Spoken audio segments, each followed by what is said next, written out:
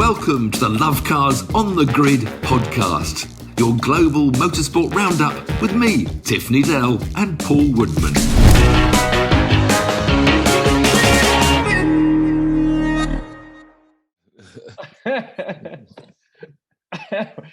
Just a little off-camera bit of humour there from Mr. Dell. I'm glad to say he's on form this morning. We're here, episode 36, Lovecars on the Grid, Global Motorsport Roundup podcast. What's to discuss today? Well, there's an exciting Grand Prix. Was it exciting? We'll go into a bit more detail on that. World Rally Championship saw a champion crowned, British Rallycross and World Superbikes. But kicking off with Qatar, and probably not everybody's cup of tea, that circuit. But pre-Qatar, man, the build-up. I mean, I notice now because, obviously the one part of our podcast can be viewed on YouTube. So I like you coming onto YouTube because then you can comment. And we haven't had many comments. But the Dutch have found, well, now we get a lot of viewers 2.5 there, but the Dutch have now found us and the insults are flying in. I'll tell you what, Dutch trolls, I'm quite disappointed because they call us all Hamilton bum boys, all sorts. I've been following Formula One since it was starting, since I was born, for about 70 years, and I'm very open by who wins and who loses. And I can assure you that all you Dutch trolls, I'm now much more hoping Hamilton wins, because the Verstappen fans are pretty vocal and they get. I don't know, it's a bit sad, really, the stuff that they'll shout at each other, But anyway, hey-ho, this is the world of Twitter and YouTube. But yes, the build-up, of course, the overhang from the Brazil incident, and it was bizarre, wasn't it? I mean, they made it last all week, and a decision the next day, and a decision the next day. And I still have never found out whether... I thought I heard Massey say they didn't put the Brazil incident in front of the stewards because there wasn't enough evidence. So whether the stewards ever even saw it, the racing drivers that were part of the panel. Anyway, that all got thrown out. And then we had the yellow flags in qualifying, which was, Press had already said, double yellow flag, it's a slam dunk, 5 grid penalty, which couldn't be avoided. But there was this controversy because the lights didn't go inside the cars, and it was just the track flags, and therefore there was an excuse maybe, but boy, the FIA are looking right muppets. I mean, if anyone's going to ruin this championship... How long it took the FIA to conclude that was a 5-place grid penalty? 20 hours. 20 hours. It's inexcusable. They are looking like muppets because of reasons like that. They need to just make a decision and stick with it, and hopefully be the right one. I get what how these Formula One drivers, we've mentioned it several times on this program before, driving with, they've got a cockpit on their steering wheel, a virtual cockpit with everything going on, and they are expecting the yellow lights to come on, but also you've got to be looking as well. But I don't know, it's just it is a slam dunk 5-place grid penalty, so issue it and get on with it. Well, I mean, as expected, Max came through. I mean, those two are so far ahead of everybody else. I mean, it's embarrassing to the rest of the field. Valtteri had a terrible start and let his team down, and Perez had an awful qualifying session, let his team down, because I worry that a fastest lap is going to win this bloody championship, but I don't like those fastest laps. I think it's almost farcical when you see the guy that's second place stops 3 laps from the end, but it's Lewis or Max. I'm not just talking about the last race, Dutch fans, all right? Whoever it is that stops, and almost now it's going to be your backup driver, Perez or Bottas, not for getting in front of the lead team driver, because neither of them seem to be able to do that. They can't match the opposition's number one. But, they might be the ones sent out in the last, obviously Valtteri couldn't do it. He was broken down and busted his car and had a puncture. And Perez was too far back. He'd have lost a lot of places and constructors' points. But, I don't like a point for fastest lap. If it was sort of like genuine, if it was part of the race and you got the fastest lap, then that's, you understand, rewardable. But this, who's got room to stop? Put on a fresh tyres. For me, it's very simple. You say you cannot, fastest lap doesn't qualify if it's within the last 5 laps or something like that. And then it's very simple. And then if it is a genuine racing incident, tough luck. You just lose the fastest lap because it is unfair. And I hope the championship doesn't go down to the fastest lap, because it would be a shame. But I guess it's quite even all the way through in terms of fastest I think they've lap. got about 6 each. I think they have got 6 points each, I think, at the moment. So it's quite good. But I'm not sure about that. But the other, it was amazing. The shame was that, Max had the penalty in the way, because the gap between Lewis and Max hardly varied for every lap. It was like 9 seconds, wasn't it? It went down to 7 and up to 9. It just swayed. I mean, they were both pounding around the circuit, 2 seconds a lap quicker than anybody else just about. And then they both on amazing form, and it's going to be fascinating what happens. But of course, the main stuff, but it was Alonso, almost outshone them. I think it was more love for Fernando coming third for Alpine. And the funny thing about the track was, though, I must say that I predicted it was going to be horrendous. That bizarrely, with all those turns, they could get within the 1 second quite often. Sometimes Perez had a tire advantage when he came out of the pits, but in general, it's weird, isn't it? Because you think all those corners, they'll never be within 1 second when it comes to DRS point, which was the only way to overtake. And the whole track, that was all the overtakes were just DRS drive-bys. And I think they made the DRS, they can change it from each year. They can shorten the length of DRS. And I think because they hadn't been there before, they maybe gave a too long a DRS range when it flap opens and shuts. But it still gave us all the overtakings completely. Yeah, apart from the first lap, when it all kicks off for a while. Yeah, and you just mentioned the two number twos, and it just shows how far ahead Max and Lewis are, because they can't. You, as the team manager, as a team principal, you want your number two to be putting some pressure on, or to gapping them or something. But it's just the sad thing, I think, for Valtteri fans, he's got the speed. These pole positions he's had, and he ran that sprint race in Brazil, just running out front in clean air. On his own, he can drive almost as good as anyone, but he's just not a racer when it comes to getting muscled out of the way in a pack or letting people by. And that's been his letdown his entire career. And anyway. Well, Max and Lewis, without any question, two of the greatest racing drivers that have ever lived. There's no question. And to have them both competing like this, so even, so there are, how many points between them? There are 8 points between them. Yeah. Max has got 9 wins, Lewis has got 6. So even if Lewis wins the next two and they finish even, Max will win the championship based on the amount of wins. Yeah. Nothing Lewis can do there. But it is, I think Mercedes got a little bit of momentum now. I think they've got the edge slightly on the car. Yeah. One would seem, and it's going to be interesting. I would love Lewis, not saying anything to Max fans. I would love Lewis to win Saudi Arabia, to take it to the wire to Abu Dhabi. That would be the dream. And Tiff, you just mentioned Alonso, who quite rightly got the drive of the day, because everybody loves an underdog. I mean, an ex-world champion underdog, but he hasn't been on the podium for so many years. What a brilliant thing for Alpine. They, of course, had the win earlier in the season, but amazing for them. And it's helped them with the Constructors' Championship as well, which is really hotting up. So Mercedes are 5 points ahead of Red Bull, and that's important for them. You don't get too into the Constructors. Then you've got the second and third place battle, which is really close as well. Ferrari are just pulling ahead now because Lando had a bad weekend. And then you got that other little tussle between AlphaTauri and Alpine. So there's these tussles all the way down, and Alpine are just smashed in front there on there. The Alpine AlphaTauri saga is weird. It seems that each weekend one is way ahead of the other. One AlphaTauri has a great race. And they can't, different tracks seem to so suit one or the other, but never both of them, because Gasly, was second on the grid after all the shenanigans, but he just couldn't keep the pace. Alonso sorted him out, and Max sorted him out, and he just fell backwards. And so did Yuki. They started on Reds, which was their thing, and it's bizarre how they can fall, because Ocon, of course, was fifth, and the other Alpines had a great. I love Fernando on the radio telling get Ocon to hold up Sergio as much as possible. Defend like a lion. Yeah, that was it. Yeah. So that was good. I asked him about Lance Stroll. Now there's a quandary of deciding, is he just a rich kid's son, or is he a very effective Grand Prix driver? And I think every year he does enough for me to stay on for another year. He had a really strong race for Aston Martin. He came up to the field. Done well. He's done well. Was it Turkey when he led that race in Turkey in the wet, didn't he? With Perez, quite a bit behind him in the Pink Panthers. That wasn't it? And it's bizarre, but so often he qualifies badly and makes a silly error somewhere. He's still making rookie errors, which he shouldn't be doing in his third or fourth year. How many years has he been at it now, the rich kid? But, sometimes you've got to hold your hand up and say, great drive, Lance. He's embarrassing Ferrari. Still, gosh, they must feel sad down in Modena. And knowing how passionate the Italians are for their Ferraris. And what they're running around in, what do they finish, 8th and 9th? Or, I don't know, 7th and 8th? And that's sad to see.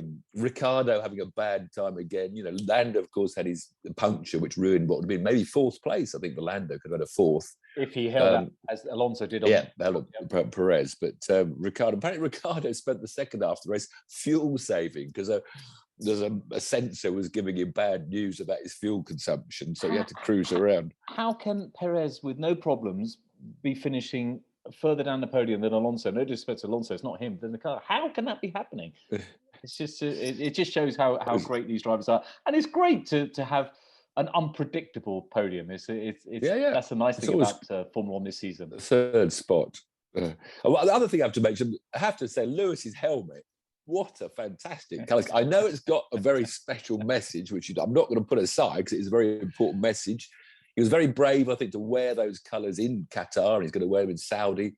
But I just hope he keeps it forever. You know, maybe he's only got 2 more seasons. And it's just such a stunning colour scheme with a very strong message that let's hope he has it on for the rest of the year because it did look really good.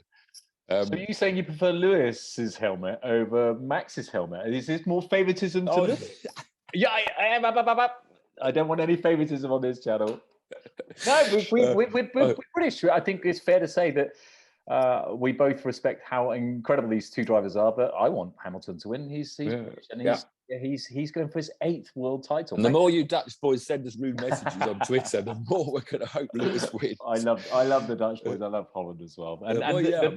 And I gotta say, the Orange Army, not the Marshals, in terms of Max's Orange Army, absolutely. That's great. They're fanatical fans. They're like a football club fan. It's great to see them all out there. But not so great to see that, as I called it, the World Wrestling Association, those flipping shots in the grandstands. I know it's not Sky Sports F1, which I put on Twitter. No, I know it's FOM, but there was no Twitter link to FOM, so I thought I'd give a kick at Sky Sports so they could give a kick at FOM. But lining up the numpties in the grandstand and say, right, 3, 2, 1, oh, cheer. Oh, we don't need that. And it's the same people. They go back to the same people every time. I mean, at least they should get the cameraman to walk 50 yards down. They're doing the same thing. For those who didn't see it, they're trying to make it look like it's a really spectacular event, and they're getting a crowd to cheer, as Tiff just said. But they're using the same people every time they cut back every 10 minutes.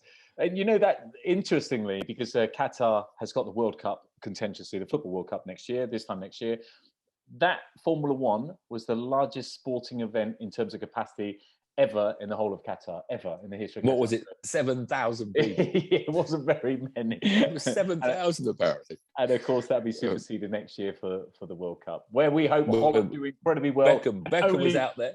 And only lose to England in the final, Holland. We hope the Dutch get to the final and lose to us. There you go. Of course, Beckham was out there, wasn't he, beginning his £150 million income over the next 10 years, promoting Qatar. A lot of other footballers were out there, so they were on a nice trip. Then the other news in Formula One, of course, last week was Zhou has got the slot at Alfa Romeo, which I think most people predicted. I mean, it's great for FOM, good old FOM, and Liberty are going to have massive interest in China, but very sad for those young men and women with more talent than Zhou. And maybe there aren't any women yet with more talent than Zhou, but certainly there are some young men out there with more talent. But we now have a Chinese driver. I mean, Zhao's been around, but I think I tweeted, he's won 3 Formula 3 races out of 90. And 4, and then 3 F2 races out of 35. Why is he there? I don't know. Why is he there? Why would we like to have a bit more interest in China? Maybe we could get on a postcard, please. So we now got China. We've got 3 Middle East Grand Prix now with Saudi and Bahrain, and so that's all going. Abu Dhabi, 4 Middle East Grand Prix plus China. The big money talks in Formula One. So in fact, there's no seats left, and we're very early into the winter with no seats because, of course, Alex Albon's gone to Williams. So we've lost both Alfa Romeo drivers. Say goodbye to who's gone? Gio, and of course Giovinazzi. No, he's there. Yes, Gio's gone, and Kimi. What am I thinking? Of course, I was trying to think of more lowly drivers. So there's only 2 swaps. Otherwise, all the seats are settled for next year. So we move on, and we move on in 2 weeks to the Saudi Arabian track. Have you looked at the map of Saudi Arabia? Not yet. Well, I know Saudi Arabia, but not the map of the course. It's a Tilke track. So now, what is the most awful, useless first corner on the season? What would you say is the most useless, complicated first corner on the Grand Prix year? Anything snapped your mind? Go on, tell me. Which always causes a collision. Go on, tell me. Monza, of course, the most stupid right-left. Well, Tilke, using all his experience and knowledge of Formula One and what works, has created a Monza left-right to open the first lap. So you know what's going to happen first lap? Yeah, Max and Lewis will probably clash and wings will fly and tempers are. You know that's going to happen. The first corner has to be more open. You've got to let cars filter into something wider. Just get them through the first corner. It's just really annoying. Really annoying. You just look at the map. And the rest of it's fascinating because the back stretches is never ending. Left, right. I think it'll been almost flat out in top gear. Look at the map. I'll look at the... Well, also, there's an onboard simulation on the YouTube you can create and have a look yourself. But you look at turn 1 and 2 and you think, what? So my prediction's changed now from Lewis. Now that you've told me that bit of intel, and I haven't looked at the map, I will look at the map. My prediction changed from Lewis winning the Saudi Arabian Grand Prix to Max taking him out corner 1 and Max winning the championship. It's just a stupid corner to open a lap on. So stupid. Of course, that's also the corner at the end of the DRS. That's also where most DRS overtakes will end up. Who's going to win? Who's going to win the championship? Lewis, obviously. Sorry, Dutchman, I respect your opinion. I think Max is one of those brilliant drivers who will be world champion several times in the future. I think it's going to be Max. Not a Hamilton bum boy, all right? I just think... I think it's going to be Max. I want Lewis, but I think it's going to be Max. Okay, so let's go to World Rally Championships. Oh, poor old Elfin. Yeah, Elfin, bridesmaid again. I'm worried I can say these things. I've used the word bum boy. I probably can't say that. I retract that statement completely. Can we call Elfin the bridesmaid again? I just ignored it. I was hoping it was going to go away, and then you mentioned it again. That's what they've called me. They've used that. The trolls have used that language at me. So I've just repeated what the trolls have said back to the trolls. And I'm not sure we can say Elfin was the bridesmaid again either. But sadly missed out the second year running on winning the World Championship. And... what bizarre world we live in that you can't just... It's such a difficult world nowadays. So you don't mean offence with anything you say. I know. Everything you say is ridiculous. Anyway, Elfin was a bridesmaid again. Yeah. So a French Seb won for the 17th time out of 18 years. There was 9 Sebastian Loebs, and now there's been 8 Sebastian Ogiers. But he's retiring, thanks for the rest of it. Only Ox Tanak, the Finn, interrupted a run of 18 non-stop Sebs. Elfin second, and it was a bit of a quiet season. Toyota's dominated really. Hyundai's didn't have the reliability. They did more okay. Accidents, they weren't that far behind. It was 1-2 Toyota, then Hyundai. Yeah, but they were split. I mean, they were split between the two. Nerva was third and Tanak was fifth, because in fourth was Kalle Rovanperä, the 21-year-old of the Toyota, who had that amazing win in Estonia. So the trouble is, poor old Elfin, having got Ogiers and the Sebs all retired, he's got this Rovanperä as his teammate next year. So I can see that being a really tough challenge for both of them, Elfin versus Calais, and who else is going to come in, we don't know quite yet. Ford's, of course, not on the pace. It's really a 2 manufacturers. The sad thing about World Rally Championship, only 2 manufacturers providing, rally-winning cars. Gus Greensmith got to 9th in the points in the end, the only British one below, apart from Elfin. And Fords. But next year we've got Craig Breen, the Irish boy from Era, coming in with Augusta and the Ford. So that will be hopefully maybe that the new Ford will move there, because there's new regulations. So maybe Ford can get the combination like these hybrids, which I hate to think they'll be breaking down and they'll be causing more problems. They look exactly the same. In a stage, you won't know they're hybrids. If you're in a town, they'll be going through on their electric, but apparently in the stages you can have a boost button, and it's just making it more complicated that you just don't really need. So it's not them, is it? It's manufacturers and it's governments and more cars are sold in Scandinavia that electric have been for many years than they are internal combustion engine. Look what our government are doing. So it's the manufacturers as well. So I guess they've got to do it. Anyway, good luck, Craig Breen and Gus. Let's hope Ford's come back next year with the best solution to the new hybrid cars. British Rally Championship finished as well, not Rallycross, as you mentioned, British Rally Championship. And it was a good head-to-head, because they have the R5 category, which is the second class in the World Championship, much simpler customer cars. And it's been this battle all year between Matt Evans and Oisin Price. They're both in the same team in Volvo Polo R5 cars. And it ended in the Ulster Rally. They were going head-to-head, changing the lead. Apparently it was a fantastic rally around the streets of Northern Ireland. And on the penultimate stage, Oisin put it on his roof, tried to challenge for the win, lost the win. So Welshman Matt Evans came through to complete 3 British Championships on the trot, which nobody's ever done before, no McRae's or anyone. So congratulations to Matt Evans on that. Now, of course, I did watch every single second of that, but can you just refresh my memory? Did he then push it back over onto his wheels after being on the roof, or was it out?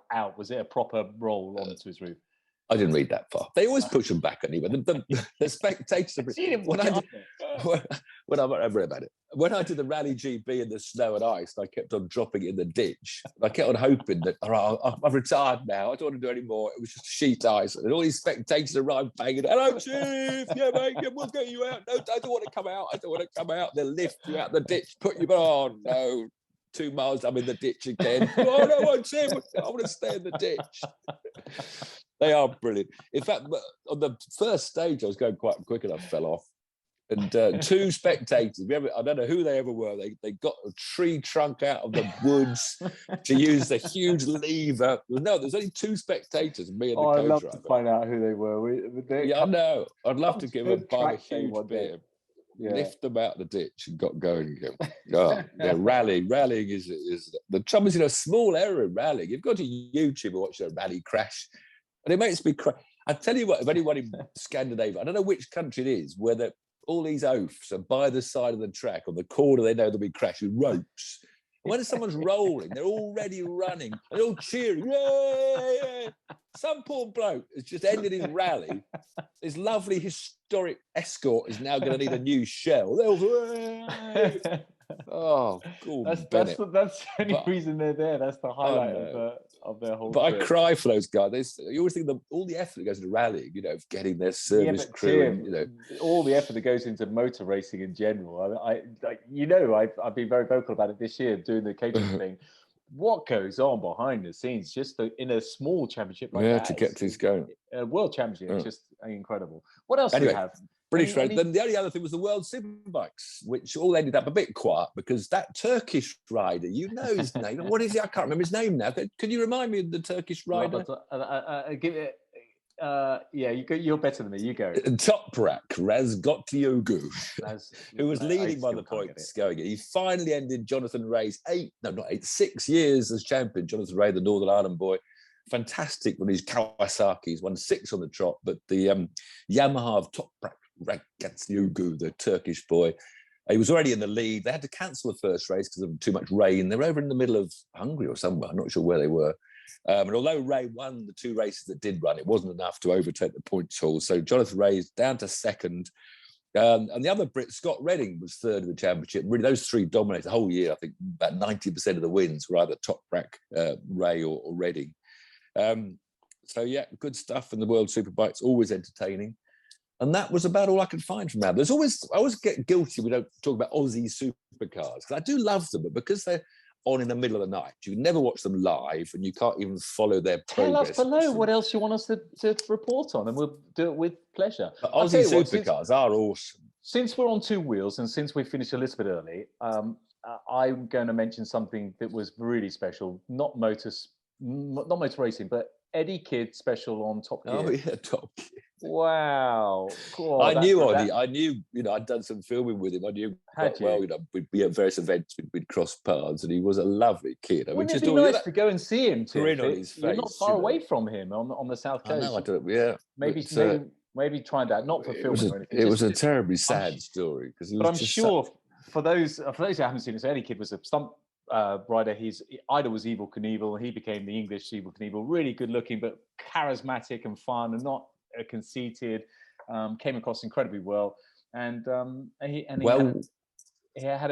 done, Top Gear. Yeah, well done, Top Gear. It was a really good. It brings a tear to your eyes if you get the opportunity to watch it. Whether you like Paddy McGuinness or not, I'd like him. Well, yeah. Whether you like him or not, it's probably the best thing Paddy's ever done on Top Gear. Let's put it. I think it's one of the best things Top Gear by a long way. Yeah. I thought that was. I watched last night. See, anything happened on Top Gear last night? I didn't watch it. Why they're going now? They are. I think they've got amazing chemistry. These three guys, amazing chemistry. Harris is one of the best reviewers of a car ever. The other two, I think, complement him very well. And then messing around with caravans like Clarkson, Hammond, and were they used to. Oh, it's getting a bit contrived. They don't need to do that. They're so good. They're so funny. They don't need to do that. But I know there's only so many things you do. And now they're entertainment. They're on BBC One. So, but it's, amazing videography and photography, cinematography. Amazing budget. Did you forget? So we're digressing a little bit. Did you hear what our Love Cars on the Road apparently